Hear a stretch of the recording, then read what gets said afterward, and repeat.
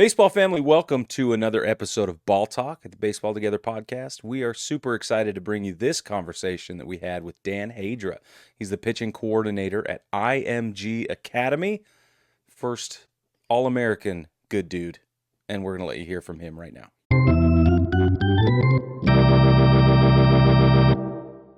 Baseball family, welcome to another episode of Ball Talk with the Baseball Together podcast. Here we got Dan Hadra here today. We're really excited to have Dan with us, but before we jump into him and everything we want to talk about, he's going to get caught in a rundown because that's what we do with everybody. Dan, are you ready to get caught in a rundown? Here we go. All right. First question, what is your quest? Oh, man, make an impact. Make an impact on kids. My dad brought me to this game when I was young, and I grew up with my older brother, playing, and he coaches. I got to see and play for some really incredible people. Guys from high school, Tommy Harrison, Charlie Dragum, Jeff Kinney at Hampton City College, who's just stepped down and moved on. And then here, and I coach with some great people, and then I coach with great guys here, and I just see how they make an impact and touch young kids all the way up to, if we have alumni come back and train, which is actually really cool because I think that's when you feel like, hey, we're doing something good here, and seeing guys come back. I just want to help be an example, I guess, pass on some stuff that I've been taught or I've learned. But I don't think I think it's kind of my avenue in which to impact young lives and move players, be better men, better dads, just good people, good dudes, Yeah, it's great. Love it. The hardest hitting question we have for you is, what is your favorite color? Blue. Like that blue you have Royal, on, like navy? that royal? I would go with navy. Royal's good, but I would go with navy before royal. Yeah, that's great. And do you have a favorite baseball team? Yankees. Oh, man, dude. Okay, I was being kind, but now I don't have to be. There we go. Because my whole family, my side, my parents or my brother's a Yankee fan. My wife is a diehard Red Sox fan, and she's raising our two boys to be Red Sox fans. I fought it. I can't. But you know what? I get to watch ball with my boys at night, so I'll take it. Yeah, that's awesome. Well, My dad's a Red Sox fan. We had somebody on one time who called that it was like a mixed faith family, Yeah, something like that. Interfaith, Red Sox something. And interfaith family, something like that. It could either be he doesn't like baseball at all, right, or he likes the Red Sox. I'll take that he likes ball. So yeah, some interesting conversations with a 6-year-old at our house every night. Okay, so I'll tell you this really quick, and then we'll get back to the questions. But my dad's a Red Sox fan. Okay. And so make sense of that. I don't know. We went to Yankee Stadium to see the series last year in August, and he was all decked out, and I was all decked out, and we got razzed constantly. Oh, yeah. And then one of my kids is a Red Sox fan. Okay. And so now I'm getting it from both sides, and it's just obnoxious. You just gotta wear it, man. Like, just wear it. It's awesome. So for you, if the Yankees were a beverage, what would they be? Oh, man. I don't know. Probably I enjoy Gatorade. Like, it's probably the thing I drink the most. I have no other reason than the thing I have the most, being outside on the field all day. Gatorade, baseball, hydration kind of go together, I guess. For sure. Refreshing. Yeah, I get that. Yeah.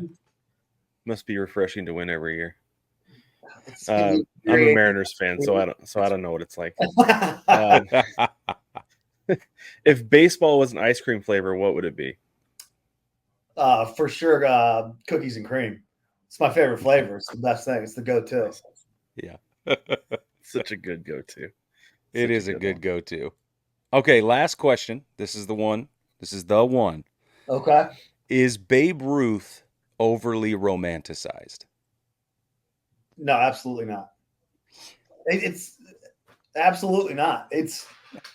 I don't think, you can have this argument, do guys throw hard, whatever, do they throw as hard? I mean, the guy hit the ball, and he was arguably the best pitcher in the game in his time when he pitched.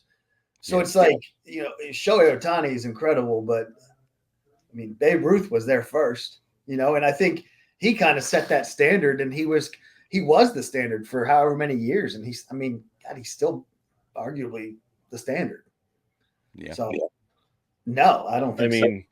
How great of a pitcher could he have been if he never won a Cy Young? So, oh, come on, Brad. I just kidding. Yes. It wasn't even around, Brig. He was only 3 years older than Cy anyway. Yeah, that's right. Exactly. I bet he lost less games than Cy Young, though, for sure. Oh, I guarantee he did. Yeah. Yeah, absolutely. Yeah, no, so that's been a conversation Brig and I have been having for the last several years, because I made the bold and probably idiotic statement one time. We had a guest host on and we were talking about overrated players, and I threw Babe Ruth out there just for fun. And ever since then, Brig and I've come around and said, okay, overrated is the wrong phrase. Mm-hmm. But I've been saying possibly over romanticized. But the data has shown over the last several months that I am absolutely wrong in this case. But we will continue to ask it. Just keep asking. It's a good one. Yeah. We ask everybody, and Brad is losing big time. Oh, I got out to a really big early lead, I'll be honest with you. And I was letting Brig know about it, but then now since then, it's on a pretty bad losing streak. Yeah, that's tough. Like he said, he's a Mariners fan. He'll take his wins where he can get them. I mean, he's got Griffey and Randy Johnson, right? Like, that's right. We're holding on tight to those guys. Still do. Edgar, yeah. Yep. Ichiro. King Felix. We can go around. This is great. We could. Yeah. But no pennant. But so, Dan, did you start coaching in college, or did you go straight to? Yeah, so I graduated in 2008, went right to coaching college. It was a Division II school, now the NAIA school, and was there for 2 years. And then went and coached at Guilford College for 4.5, basically. And then we moved down here, and we had some things that I had to make some family decisions. We had an illness in the family.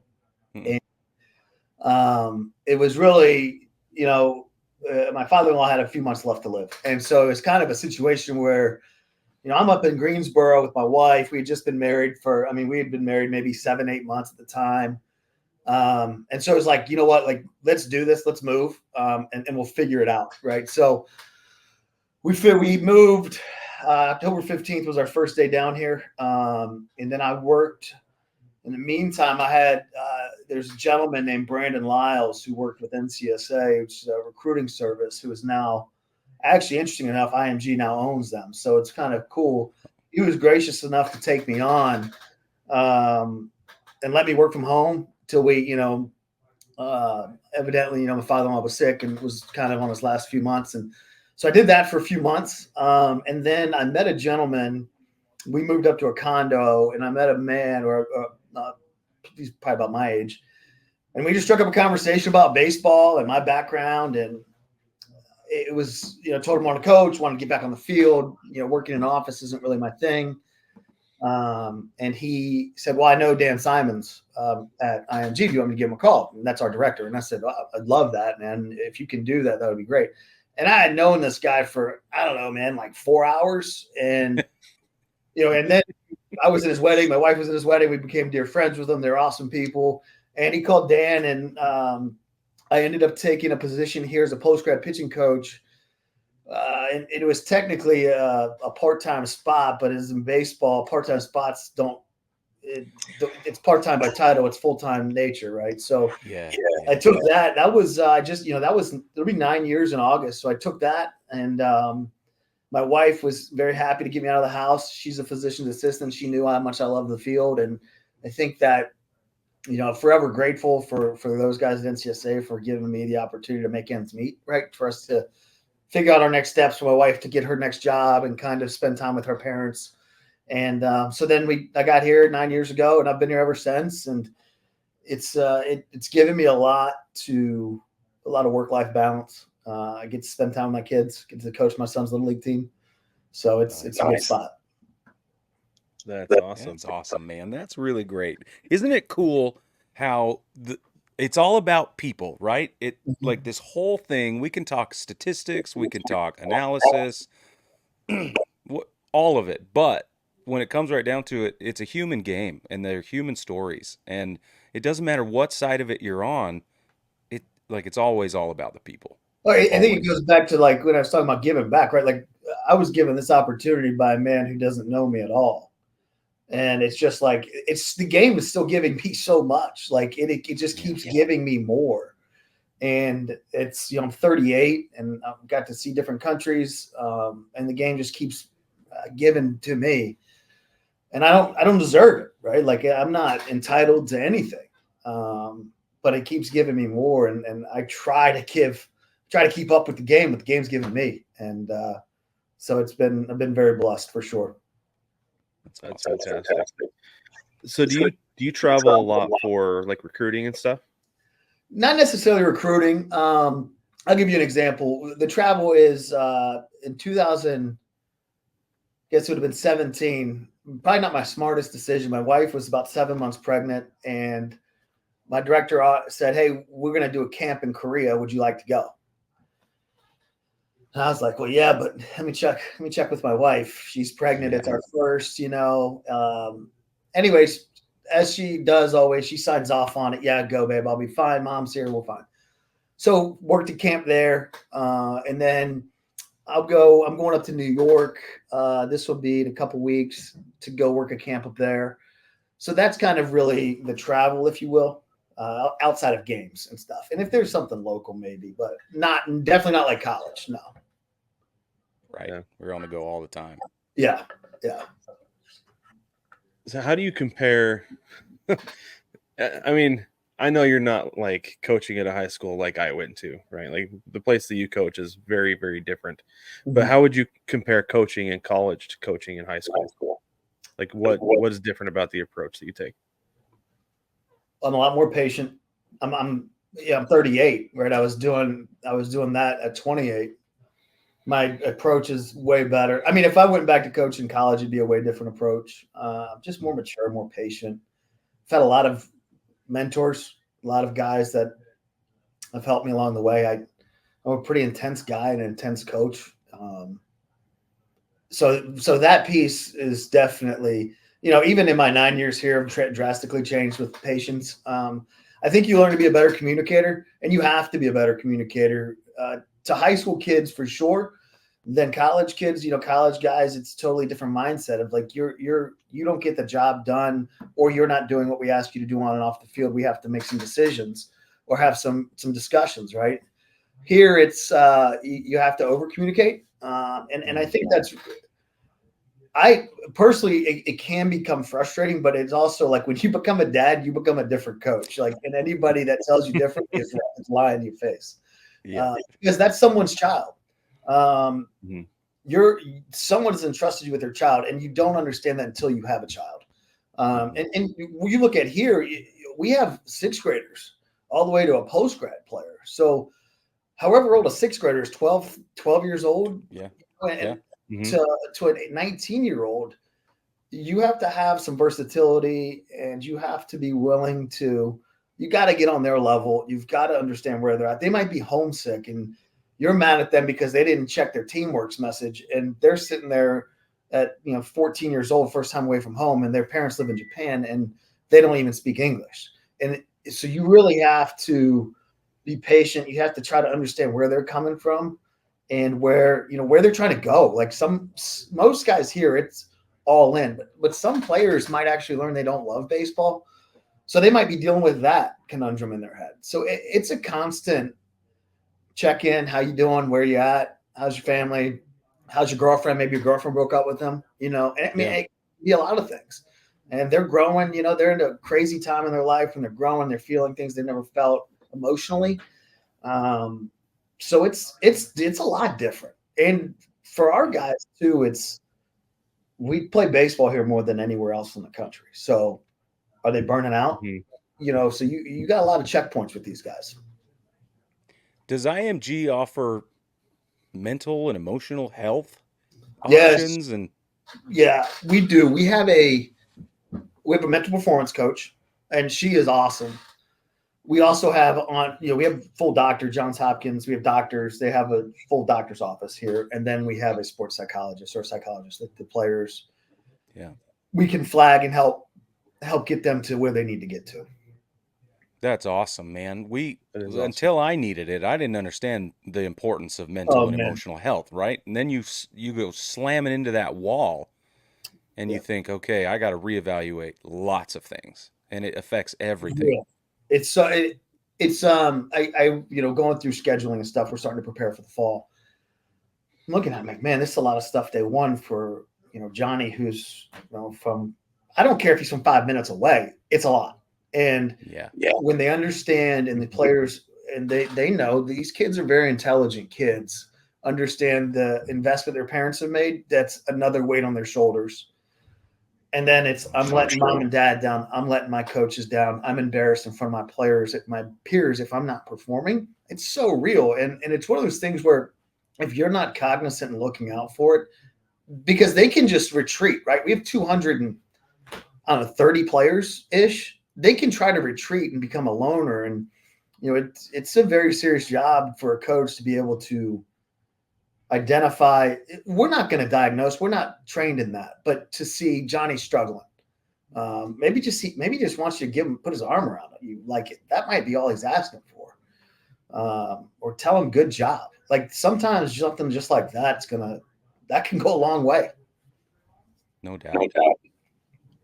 So is there a specific level that you're assigned to, or are you just kind of like top to bottom, go where we need?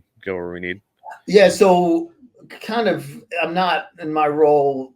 It's day-to-day operations. What's our scheduling? What's our planning? What's our systems in place? What are we doing? What group is doing with TrackMan? What days are bullpens? The fall, I'm much more hands-on. I'm not an on-field coach, although I have to fill in at times, or I can be. But we also have some really good pitching coaches here, and I would be a fool to try to step on their toes, to be quite honest with you.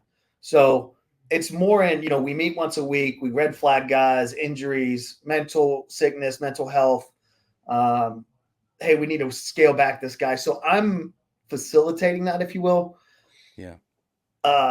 When it goes to the spring, it turns into a lot of roster management and where are guys health-wise, innings-wise, who do we need to get more innings, who's short on pitching this week, how can we throw a JV kid a bone and get him an inning in a varsity game.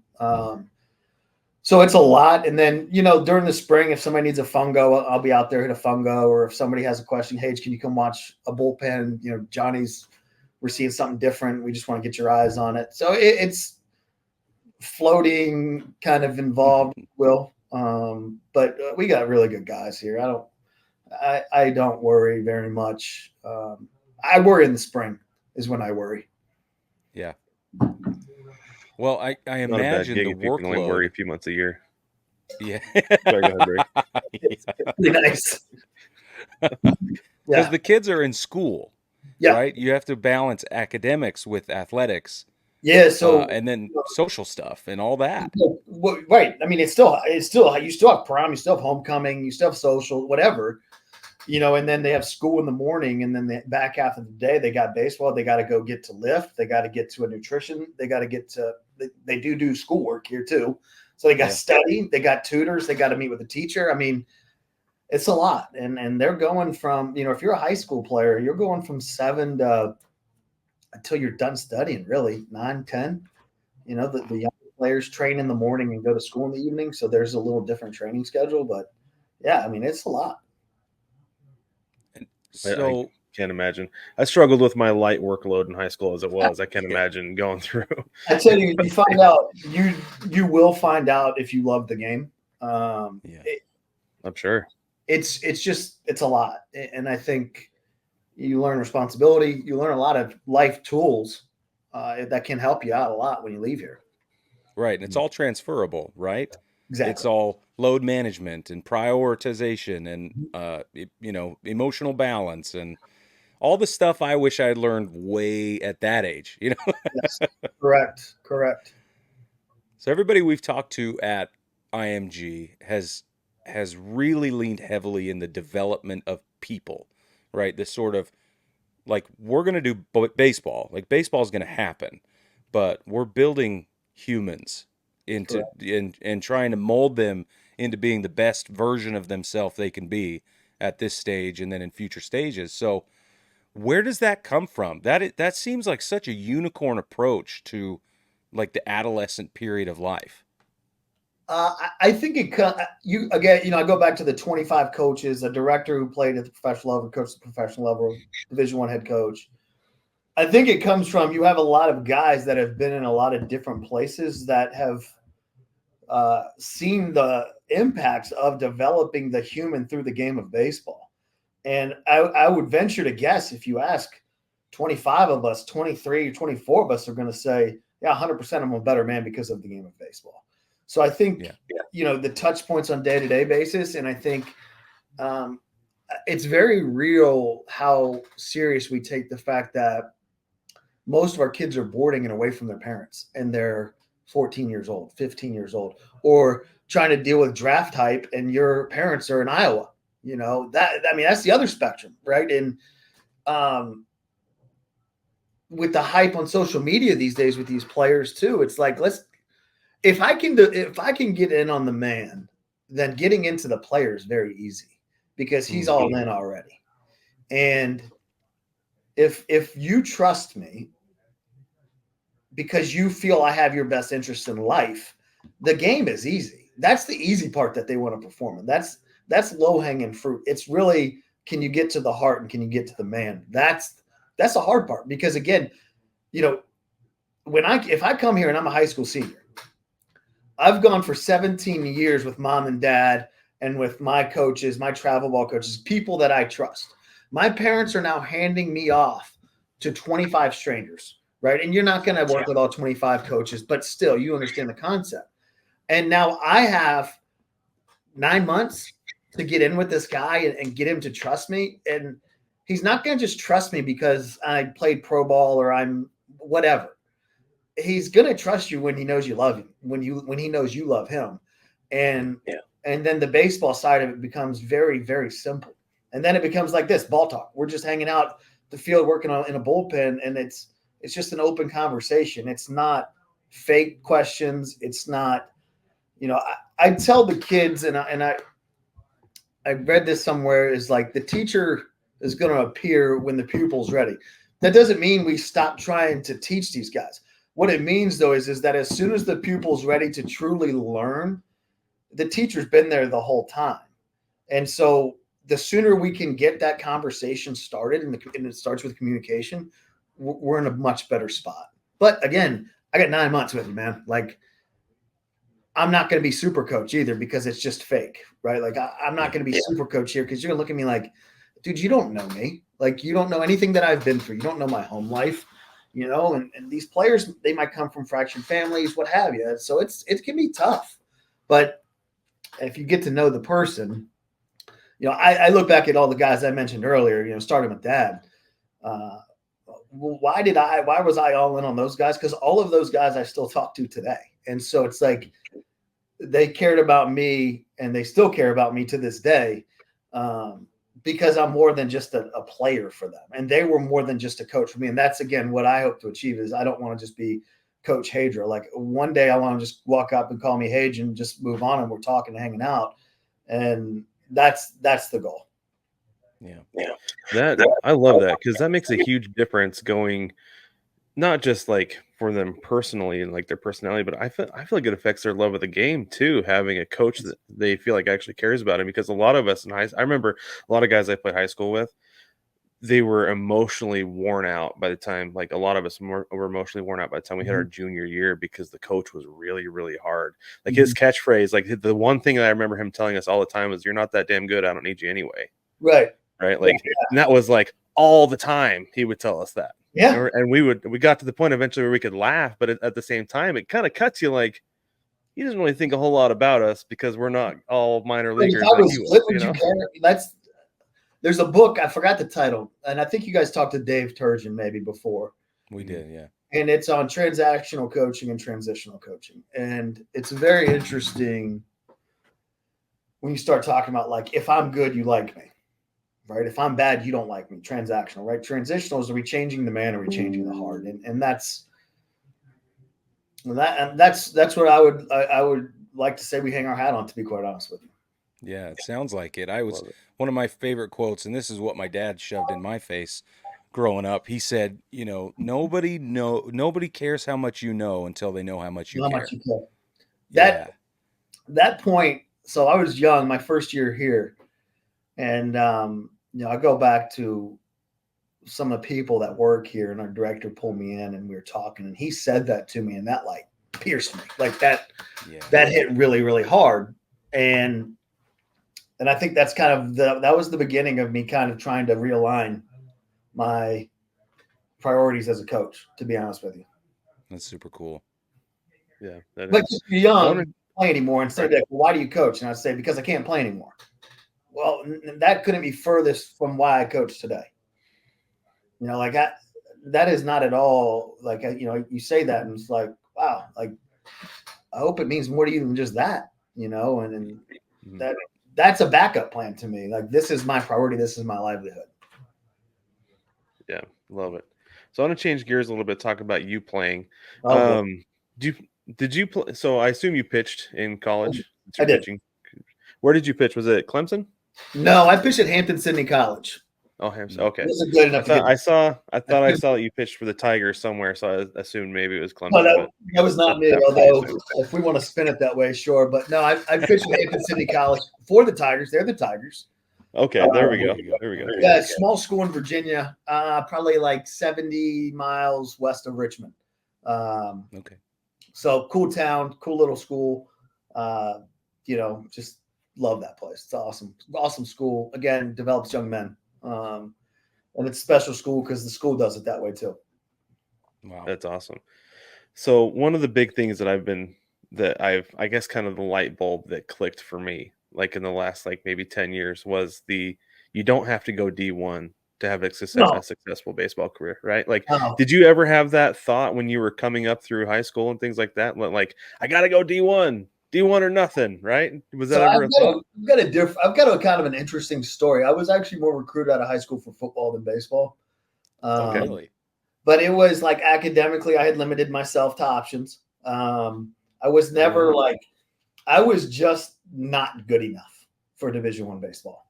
I had some Division II looks, but in Virginia, from where I'm from at the time in 2003, 2004, there wasn't any Division II schools. There might be one NAIA, maybe one Division II. So it was Division I or Division III.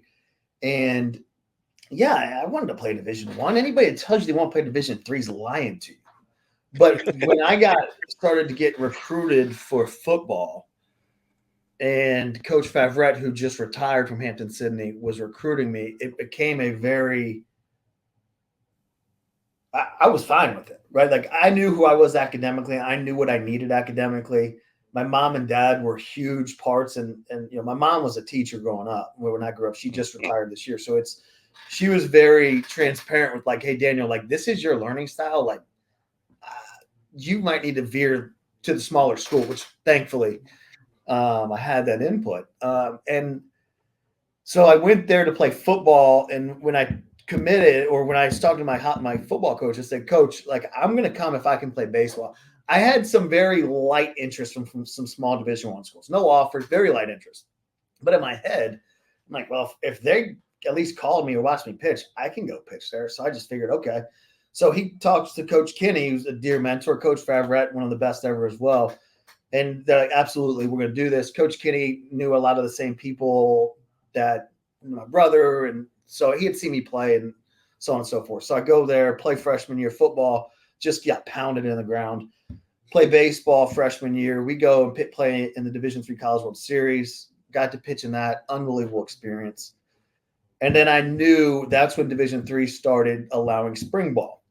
So I missed all of spring ball, made a position change to defense, and I knew I was in a bind, and I knew I was going to be behind. So I showed up to camp, got through camp. There was a phenomenal freshman ahead of me that I was not better than. And I made the decision then. I was like, I'm not going to quit in camp. I'm going to finish camp. I'll deal with it.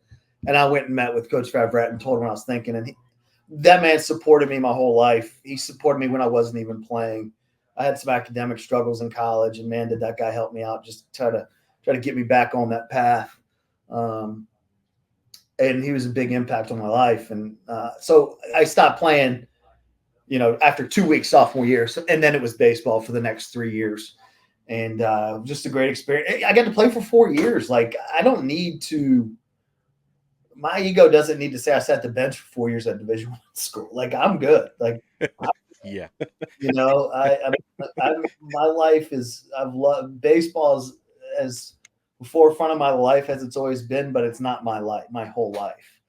And I think having, an older brother and a dad who – perspective on what's important in life has always been family. And so that was kind of, I wanted to play for 4 years, and I got to play for 4 years of college baseball. That's awesome. You can't beat that. No, I'm fine. I'm living a good life. I'm happy. Yeah, you really are.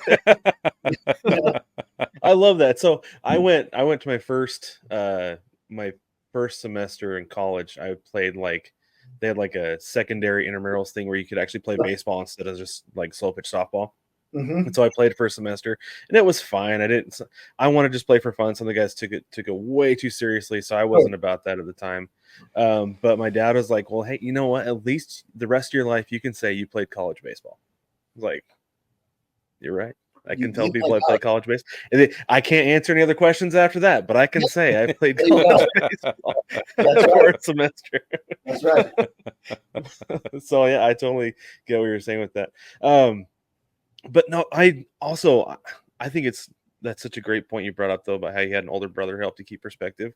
My wife and I talk about that all the time with our son. He's our oldest, and like is the perspective sometimes, and my wife's just like, I don't get it. It's like because he doesn't have an older sibling to knock him down and keep his perspective. No doubt. Only do so much. We can only do so much. It's the older siblings who did it to both of us, right? I don't know, to be able to pick up the phone. My brother's a college coach too, and when I call him and we'll be talking about something, and I'm like, man, I didn't even think about that. How did he even think that? How was his process of thinking to get to there? And then you get off the phone and you're just like, man, I'm dumb. Like that was really smart. But it's like, you need that perspective. He's not in, and I'm not, and we'll bounce stuff off each other. And, I call him more than he calls me for that. He'll call me every now and then, but it's a really unique thing to have and have somebody in the industry. And, I've just been very blessed with that for sure. And, my coaches would answer too. I feel, they would do great, but calling my brother's kind of special. Yeah, that's awesome. As the oldest child in my family, I feel really good about this. I didn't have an older sibling either. I was just making it up as I went. Sister too, and she's not scared to dish it out either. It's my brother, me, and my sister. My little sister's, she'll keep us in our place. So yeah, mine too. I had two older sisters, and I will never forget one of my older sisters. I was walking around the house doing something. She just stepped in front of me and just goes, "Don't do that." Oh, okay. I remember what exactly I was doing. She's just, don't do that. Okay. That's not a good idea. Yeah, stop it. There's a lot of that growing up, though. Absolutely. But so after you played your 4 years, what'd you go on to do after that? Did you went right to coaching?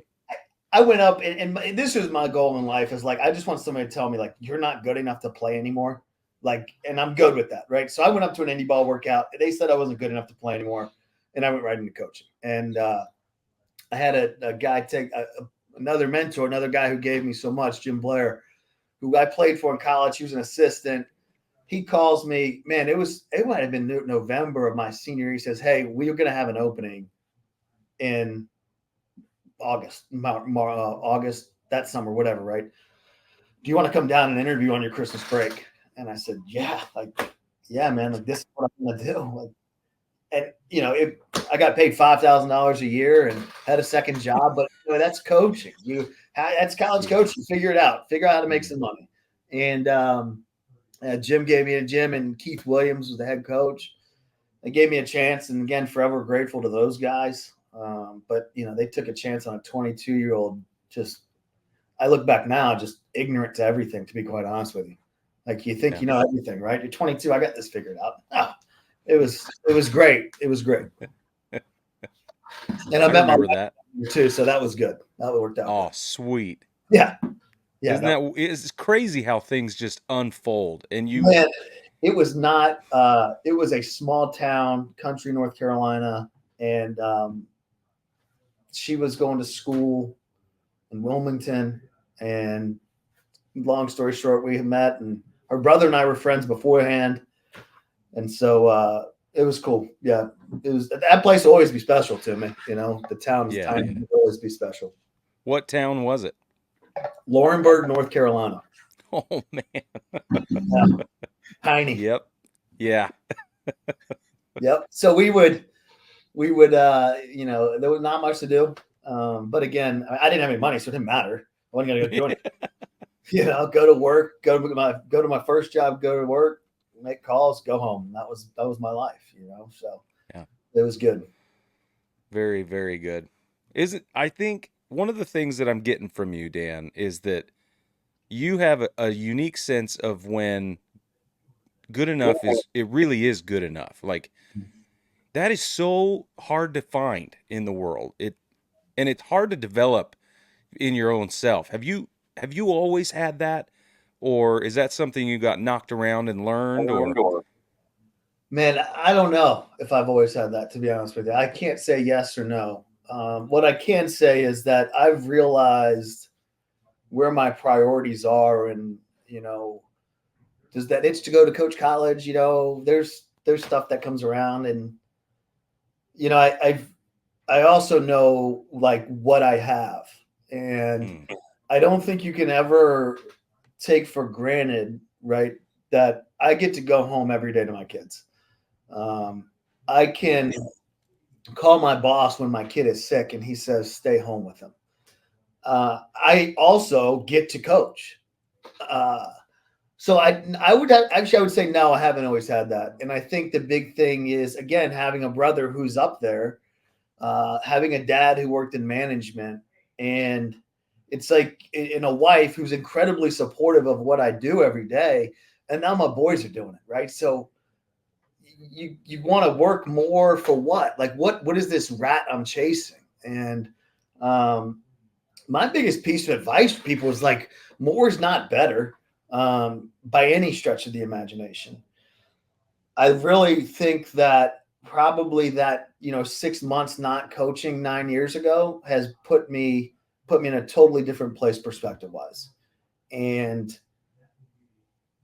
as much as it's like go coach in college, it's like, again, it's like for what though? Like, what is to impact kids? I'm doing that now.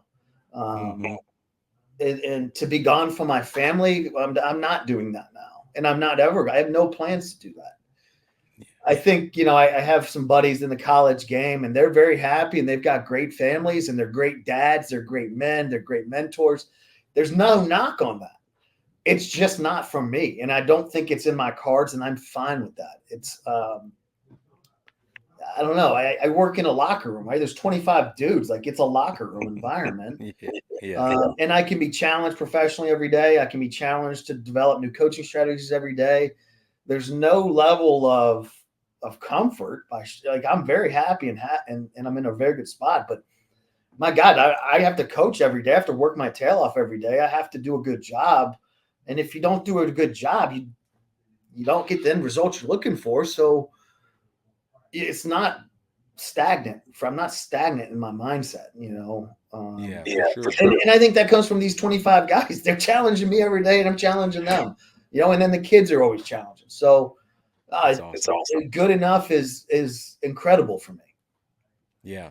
I feel the same way. And I have, I want to bring it back to the young men that you're coaching. How do you balance teaching that mentality or balancing that in their heads with, okay, let's push though, right? Like you've got some goals and whether it's to play college or pro ball or whatever it is, that's a tough thing to find, that balance. I'm not going to lie to you, Brig. I think sometimes you don't get to them. You don't get them all.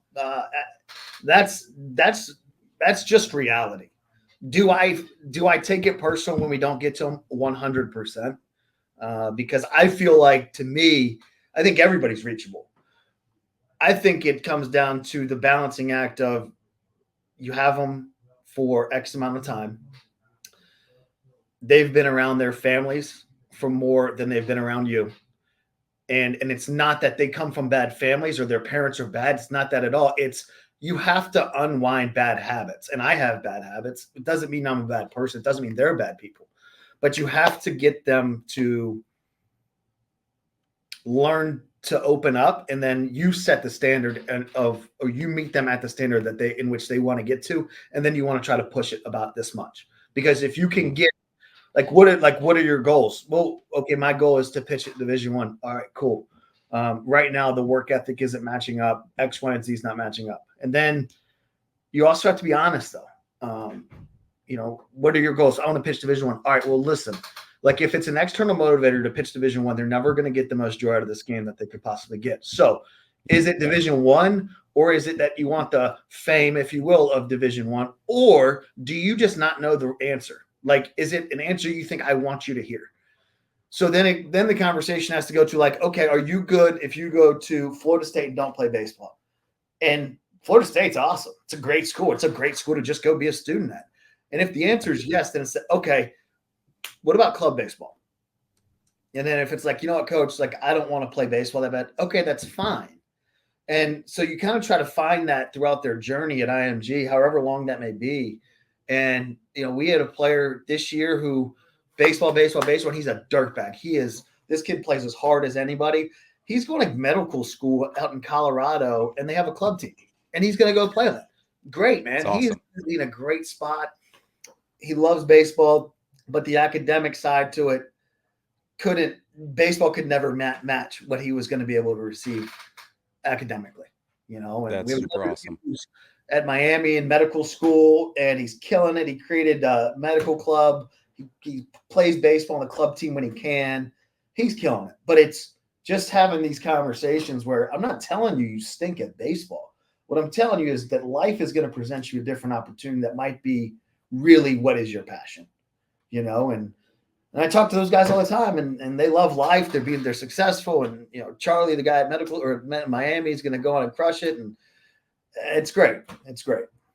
So you find out what's their standard. What do you expect from yourself, and then okay, well, here's my standard of how we approach each day, right? Yeah. Then I'm going to try and help you raise the bar of what you feel like is okay. That's awesome. That is awesome. Okay, I have one more question for you. Yeah. So somebody like me who had stopped playing baseball in high school, I actually had to stop when I did because of an injury. Mm-hmm. And so at the time I was like, man, I don't even know what to do with my life after this, because this was going to take me to the next step, hopefully, and then I could figure it out from there, right? But then anyway, right? Yeah. But I love coaching. And if somebody like me who didn't have the resume like you of playing actual college baseball, how would somebody like me have at that age who knew that they wanted to coach, how would you recommend they get into coaching at a higher level, that rather than just like freshman or even high level high school, like what you coach, right? Or into college? How would you recommend that? I would say it's kind of there's a lot of avenues. I would say go ask Johnny at the local high school if you can be a volunteer and help out. Start that route, find out, kind of art your craft that way, right? Like, okay, this is something I want to do. I'm willing to do it for free, and I'm putting in many hours a week, right? And then it might turn into, all right, I'm going to do this at this high school because I love it, and then I'm going to start doing lessons at a facility, right? And now you're getting team experience, you're getting lesson experience, you're getting that one-on-one attention experience. You're probably going to start getting hands-on experience with technology, data collection, how to interpret that, how to move that transition that into a baseball game right? Like there's lessons guys, and then there's baseball players, and we have to prepare guys for baseball games. So a lesson and a bullpen are totally different. There's a lot of similarities, but they're not the exact same, right? Like I have an hour with my pitching coach one-on-one, and you have a duty and a responsibility to, one, fill the time, but two, get the kid better because he's paying you whatever an hour. So then I would turn that into, can you get paid on that staff, right? Can you move up? Does that facility have a premier travel team or a travel team? Can you be a head coach on that travel team? And then from there, you're going to start making some college connections because colleges are going to want to recruit your players. Then you're getting to know people. And then I would say, maybe is it a community college route? Is it a Division III route? Is it a Division II volunteer job? I think there's a lot of avenues to go. And I think what it takes is it's going to take a lot of sweat. It's going to take no money. And it's going to take a lot of time, but I think almost any baseball coach would tell you this, it's going to take a family supporting you doing that, because that is it's not a sexy lifestyle. It's really not. Right. It's sure. a lot of time away. And I think, it's very hard. That's why you kind of see a lot of guys go in at 22, because I didn't have anything. I had a car, didn't have anything. And I didn't want anything, right? I didn't want a relationship. I wasn't looking for a girlfriend. I was just trying to make something. Mm-hmm. So would you recommend, like, as a 17-year-old, when I stopped playing, would you have recommended, like, go talk to the coach and say, hey, I can't play anymore, but I want to be part of the team? Would you recommend be the manager along those lines to get started? Go be the manager. And then I would encourage you go to a college, go meet with the coach. Can I be a manager, student manager? We have a guy here that never played college baseball, and he's grinding his tail off, and he's taking volunteer jobs in professional organizations. He's worked in professional organizations. He's worked in the NACBL, and he's worked in college, and he's really, really good at what he does. But he had to, he took a lot of grinding and put some stuff to the back burner for him to do that. Yeah. Yeah. That's one thing that it's crazy to, like, you see all the guys you see are all up here, right? But you never see what it takes to get there. And it's a crazy journey. Yeah, I think if you look at Tim Corbin and those guys, I mean, they had to grind too. I think he was at Presbyterian, small Division I school. I think they were Division II or NAI at the time. Those guys weren't just handed, Jack Leggett. Those guys weren't just handed everything. They had to work their tails off. And quite frankly, up until the last 10 years, nobody was getting rich on it either. And now things have changed, I think, for those guys for the better, which they deserve. Those guys have really I'm a firm believer that those are the guys that got baseball on ESPN. And that's what's drummed up. Then everybody wants to be the next Vanderbilt or the next Clemson, the next Miami, the next Florida State. So I think those guys are grinding their tail off too. Mm-hmm. Yeah. Kind of grow where you're planted sort of thing, right? Absolutely. That's awesome. Well, Dan, we're going to wrap this up. We could talk ball with you all day long, and we're going to do it again. If you want to come back on the show, we would absolutely love that. For sure. That'd be great. Well, baseball family, we'll be right back with you. We're going to say goodbye to Dan, and then we'll see you in just a minute.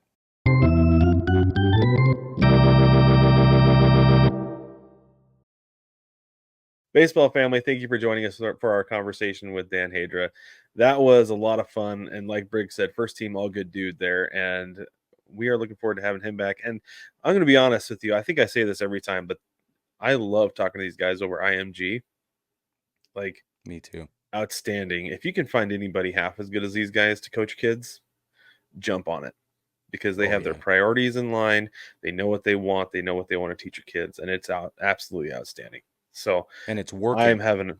And it's working. Yes, I'm loving talking to these guys and learning so much from them. But before we get out of here, don't forget to like, subscribe, rate, and review the show everywhere that you can, especially on YouTube. It helps the show the most. We have some goals we're trying to reach there. Primarily, Brig, we're trying to reach 1,000 subscribers by the end of the season, right? Yes, sir. Okay, so if you haven't subscribed, hit the subscribe button over there and then hit the bell so you don't miss anything when we drop new videos every single day, especially these Ball Talk episodes every Friday. And baseball family, thanks again for joining us. We will catch you next week.